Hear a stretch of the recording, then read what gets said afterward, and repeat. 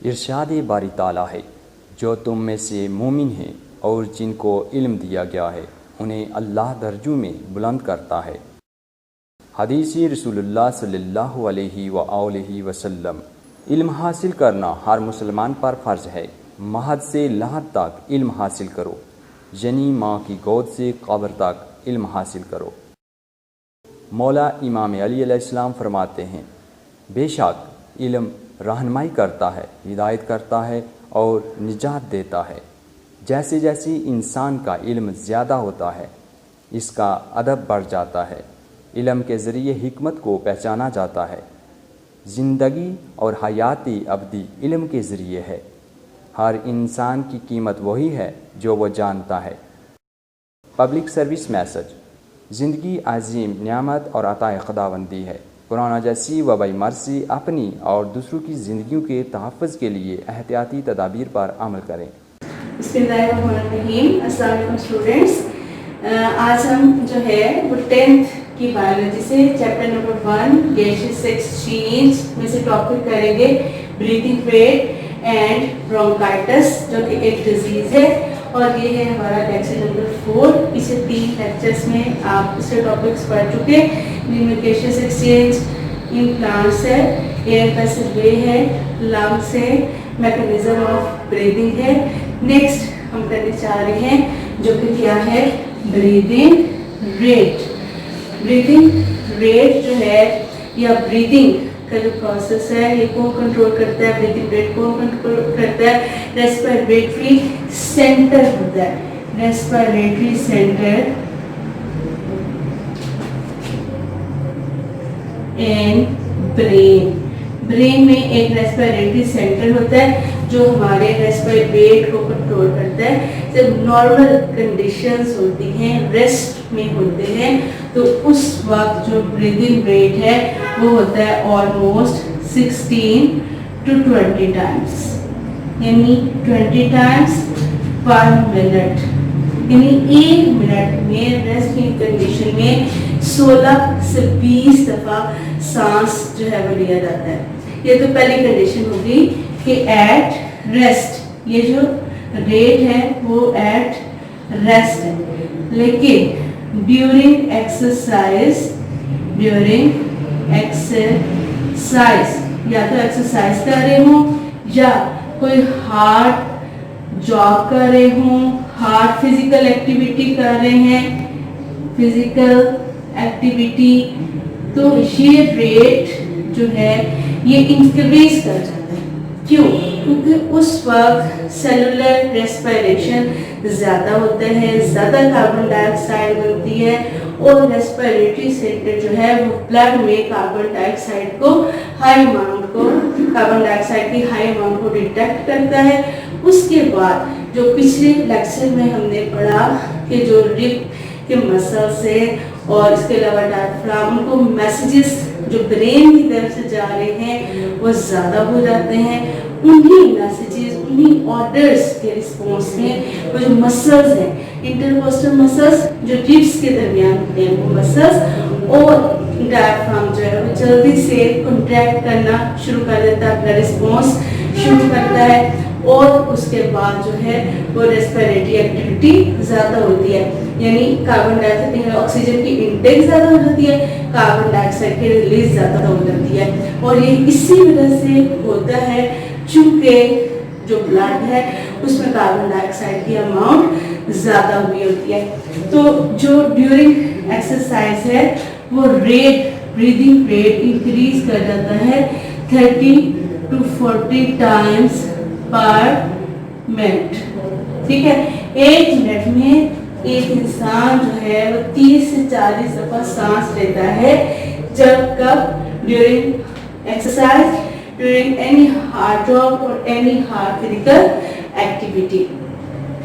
यानी मुझे अंदाज़ा है कि आपको पता होगा कि यानी क्या है, लेकिन फिर भी वो जो हम जमाई लेते हैं, जो अपने मुंह खोल के हम हवा अंदर लेके जाते हैं, जमाई लेते हैं, वो क्यों होती है?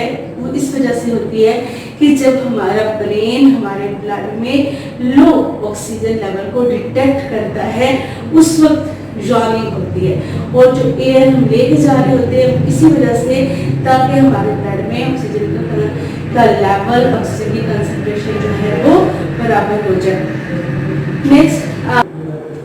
नेक्स्ट जो हम करने जा रहे हैं वो कंपोजिशन है, कंपोजिशन ऑफ इनहेल्ड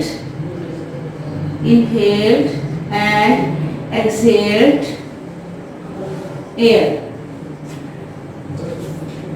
देखिए जी, ये है हमारा character, inhaled air, exhaled air.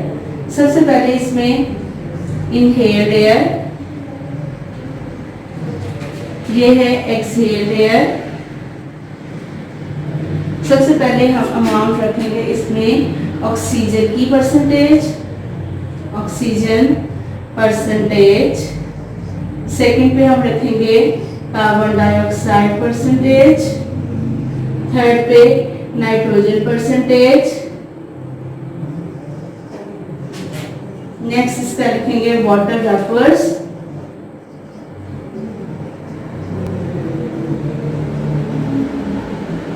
Next लिखेंगे टेम्परेचर। नेक्स्ट लिखेंगे डस्ट पार्टिकल्स।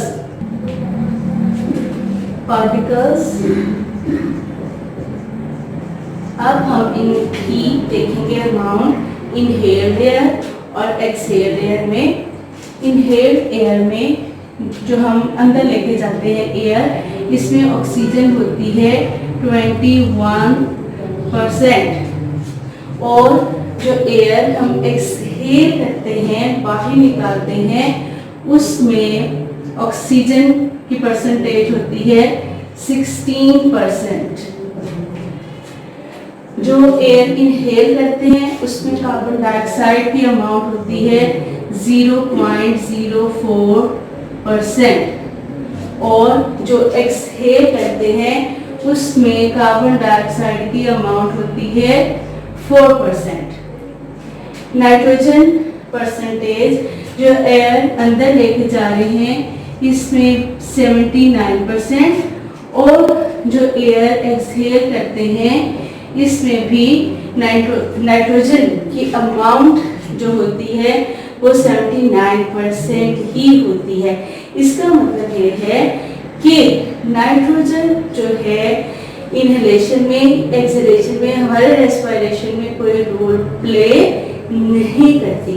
नेक्स्ट है वाटर वेपर्स, यानी जो एयर अंदर लेके जा रहे हैं ये कितनी मॉइस्ट है, कितने वाटर वेपर्स इसमें मौजूद है, वो अमाउंट जो है वाटर वेपर्स की वो क्या होती है, वेरिएबल, यानी मुख्तलिफ। अगर मौसम जो है वो रेनी वेदर है तो ज़्यादा होगी, अगर जो है वो रेनी वेदर नहीं है, ज़्यादा धूप निकली भी है, बहुत ज़्यादा शिद्दत, तो कम होगी। यानी वेरिएबल अमाउंट होती है वाटर वेपर्स की। लेकिन जो एक्सहेल करते हैं एयर, ये सैचुरेटेड होती है वाटर वेपर से, सैचुरेटेड, यानी इसमें बहुत से वाटर वेपर्स होते हैं। वही चूंकि जो रेस्पिरेशन का प्रोसेस है उसमें वाटर और कार्बन डाइऑक्साइड बनते हैं। नेक्स्ट जो है वो टेम्परेचर है, जो एयर हम अंदर लेके जाएंगे, इनहेल करेंगे, उसका टेम्परेचर वेरिएबल होगा, डिफरेंट होगा, कभी ज्यादा कभी कम। लेकिन जो हम एक्सहेल करेंगे एयर, उसका टेम्परेचर जो है वो क्या होगा, almost equal to body temperature. जितना हमारी बॉडी का टेम्परेचर है तकरीबन उसके बराबर होगा, क्योंकि जब हमने नेजल कैविटी पढ़ा उसमें मैंने आपको बताया था कि जो म्यूकस है उसका जो रोल है वो ये है, एक तो फाइन डस्ट पार्टिकल्स को ट्रैप करती है, सेकेंड में इनकमिंग एयर को वार्म करती है, और इसका टेम्परेचर बॉडी के इक्वल करती है।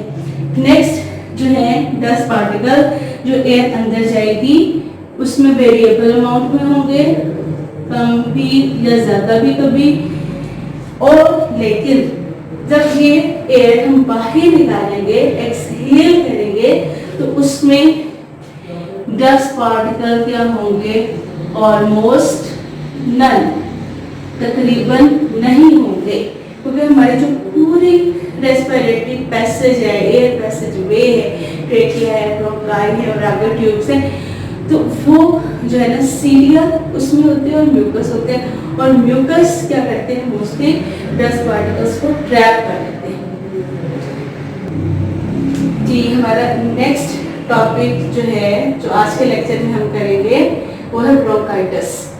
ब्रोंकाइटिस जो है वो इन्फ्लेमेशन है ब्रोंकाई की और ब्रोंकियोल्स की। Inflammation of bronchi and bronchioles.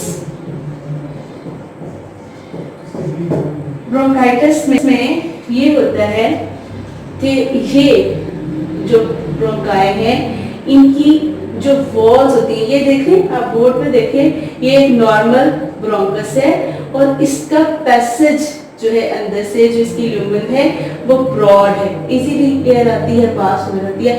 लेकिन जो इन्फ्लेम्ड ब्रोंकस है, जिनकी वॉल्स में इन्फ्लेमेशन हो जाती है, उसकी अंदर से पैसेज जो है वो शॉर्ट हो जाता है। उसकी ये जो वॉल्स है ये स्वेल कर जाती है और ये पैसेज जो है वो अंदर से ये उसका ल्यूमेन जो है वो शॉर्ट हो जाता है। इस तरह से एयर जो है वो प्रॉपर आगे पास नहीं होती। तो इसमें दो तरह की जो है ना वो ब्रोंकाइटिस हो सकता है। ब्रोंकाइटिस की 2 टाइप्स हो सकती हैं, एक होती है एक्यूट और एक होती है क्रोनिक। कोई भी डिजीज जो शॉर्ट टाइम पीरियड के लिए हो और सीवियर अटैक उसका आता है, लेकिन उसका ड्यूरेशन शॉर्ट होता है, उसको एक्यूट कहते हैं। और माइल्ड अटैक के साथ जो है जो डिजीज होती है और ज्यादा टाइम पीरियड के लिए रहती है, तो उसको हम क्रोनिक बोलते हैं।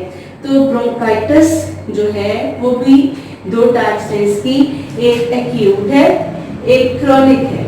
जो एक्यूट है वो तकरीबन 2 वीक्स के लिए होती है। 2 वीक्स के बाद कोई पेशेंट जो है वो खुद से रिकवर करना शुरू कर देता है। लेकिन जो क्रोनिक ब्रोंकाइटिस है वो ईयर्स तक रहती है, क्या 1 साल रहे, 2 साल रहे, यानी ईयर्स इसमें लग जाते हैं। इसकी जो है रिकवरी में बहुत ज़्यादा टाइम लग जाता है, इसीलिए इसको कहते हैं क्रोनिक ब्रोंकाइटिस। नेक्स्ट जो है जो क्रोनिक ब्रोंकाइटिस है, इसमें जो म्यूकस प्रोड्यूसिंग सेल्स होते हैं वॉल्स ऑफ एल्वेओलाई में, वो इंक्रीज, यानी वॉल ऑफ एल्वेओलाई है, इसमें म्यूकस प्रोड्यूसिंग सेल्स बढ़ जाते हैं, म्यूकस जो है वो ज्यादा हो जाता है, इसी वजह से कफिंग जो है वो ज्यादा होती है। आज हम इसके कॉजेस भी देखेंगे, सिम्टम्स भी देखेंगे, ट्रीटमेंट्स भी देखेंगे। अभी जो हमने अभी तक पढ़ा है वो ये है कि what is bronchitis and its types. ठीक है, अब हम इसके कॉजेस पे जा रहे हैं। कॉजेस ऑफ ब्रोंकाइटिस जो है वो मुख्तलिफ हो सकते हैं, जिस तरह इसके कॉज बैक्टीरिया भी हो सकता है, बैक्टीरिया,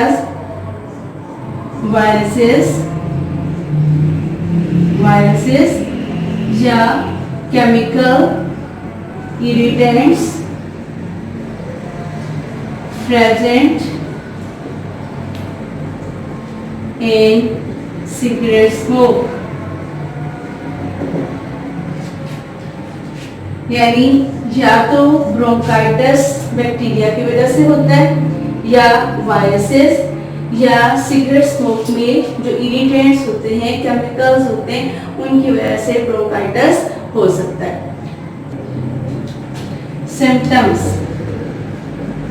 सिम्टम्स जो ब्रोंकाइटिस की हैं, इसमें फर्स्ट नंबर पे जो आएगा वो है जी कफिंग, खांसी करना, खांसी का आना, कफिंग। दूसरा है वीजिंग।